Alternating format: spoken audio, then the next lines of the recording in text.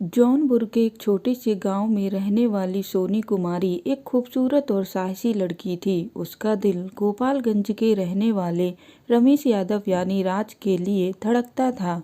लेकिन ये प्यार एक तरफा था, क्योंकि राज उसके प्यार को समझने के लिए तैयार नहीं था। राज ने अपने भाई और दोस्तों के साथ मिलकर सोनी को धोखा दिया। उसने उसे मिलने के लिए गोपालगंज बुलाया, जहां उसने 3 अन्य लड़कों के साथ मिलकर जान से मारने का प्लान बनाया। फिर जो हुआ वो कोई सोच नहीं सकता था।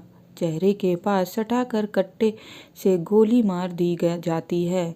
कातिल तक पहुंच पाना और मृतका की पहचान कर पाना पुलिस के लिए आसान नहीं था। लेकिन सोनी के हाथ पर बने टैटू ने सारे राज खोल दिए। हत्या की ये खौफनाक कहानी उत्तर प्रदेश के गोपालगंज की है, जिसमें प्रेम और धोखे का खेल शामिल है।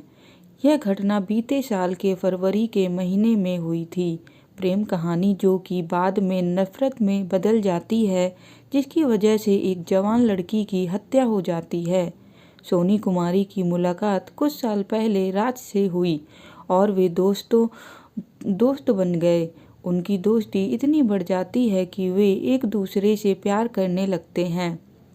कुछ सालों तक यह प्रेम प्रसंग ठीक चला, लेकिन सोनी की उम्र भी बढ़ने लगी और उसके परिवार वाले उस पर शादी का दबाव बनाने लगे कि सोनी को जल्द ही शादी कर लेनी चाहिए। लेकिन घरवाले इस बात से अनजान थे कि सोनी राज से बेहद प्यार करती थी और वह किसी से शादी के बारे में सोच भी नहीं सकती थी। घर वालों का दबाव बनने लगा।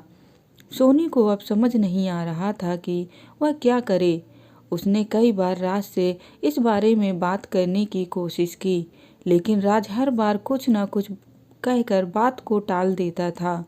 सोनी अपने प्रेमी राज से शादी करने को तैयार थी, लेकिन उसका प्रेमी कहीं और शादी करने की सोच रहा था। सोनी राज पर शादी करने का दबाव बना रही थी, लेकिन उसका प्रेमी कहीं और शादी करना चाहता था। राज को लगा कि सोनी उसे छोड़ने वाली नहीं है और अगर वह इस दुनिया में रही तो उसकी शादी होना मुश्किल हो जाएगा। फिर हुआ यह कि राज ने पूरी बात अपने भाई को बता दी। भाई ने राज से कहा कि अगर तुमने उससे शादी नहीं की तो लड़की को रास्ते से हटाना पड़ेगा, क्योंकि वह तुम्हें छोड़ने वाली नहीं है। राज को भी अपने भाई की बात सही लगी। इसके बारे में राज ने अपने भाई के साथ मिलकर सोनी को मारने की योजना बनाई। सोनी को नहीं पता था कि 3 फरवरी की रात सोनी की आखिरी रात होने वाली है।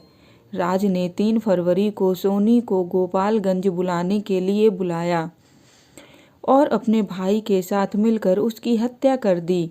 सोनी को गोली मारी गई। राज ने चेहरे के पास सटाकर कट्टे से गोली मारी थी। हत्या के बाद शव को गांव के पास सड़क किनारे गेहूं के खेत में फेंक दिया गया, जिसे पुलिस ने 4 फरवरी की सुबह बरामद किया था।